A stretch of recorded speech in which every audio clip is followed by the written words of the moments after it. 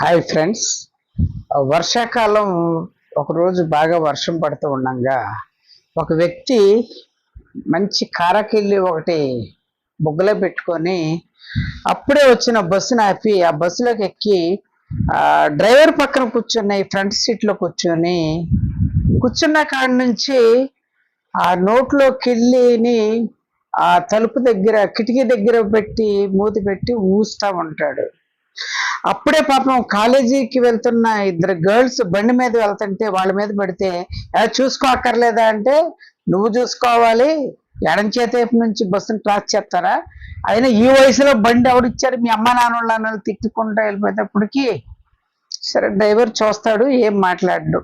కొంతసేపు అయిన కాడ నుంచి ఆ కిళ్ళి ఊసేసిన కాడ నుంచి వాటర్ బాటిల్లో నీళ్లు తీసుకొని నీళ్లు పుక్కిలిచ్చి పోయటం, ఉమ్ము పోయటం, ఇవన్నీ వెనక కూర్చున్న సీట్లలో వాళ్ళకి వెళ్తుంటే వాళ్ళు అయ్య బాబు ఏంటే నువ్వు ఊసినాయన్న మా మీద వచ్చి పడుతున్నాయంటే, బస్సు కిటికీలు ఇచ్చింది కిటికీలు వేసుకోవటానికి, ఇప్పుడు వర్షం పడుతుంది ఆ నీళ్లు పడుతున్నాయని చెప్పి వర్షం మీద దెబ్బలాడతారా అనేటప్పటికి ఈడవడరా బాబు వెరైటీగా ఉన్నాడు అనుకుంటాడు డ్రైవర్ గారు. అప్పుడు చెప్తాడు, ఎందుకండి అందరితో డిస్కషన్ పెట్టుకుంటారు, కొంచెం చూసి వేయచ్చు కదా అంటే, డ్రైవర్ గారు ఇప్పుడు మీరు నడుపుతున్నారు కదా బస్సు, నేను అందులో ఎక్కి కూర్చొని నేను నడిపితే మీరు ఊరుకుంటారంటే, నేనెందుకు ఊరుకుంటానంటే, మీ పని మీరు చేసుకోండి, నా పని నేను చేసుకుంటాను, నా విషయం మీరు ఎందుకు కల్పించుకుంటారు. దానికి డ్రైవర్కి ఒళ్ళు మండిపోద్ది. సరే అని చెప్పి వెళ్తా ఉంటే ఎదర ఒక డ్రైనేజ్ బాగు చేస్తూ ఉంటారు, అక్కడ అన్ని గుంటలు పడిపోయి ఉంటుంది బస్సు, ఐ మీన్ రోడ్డు.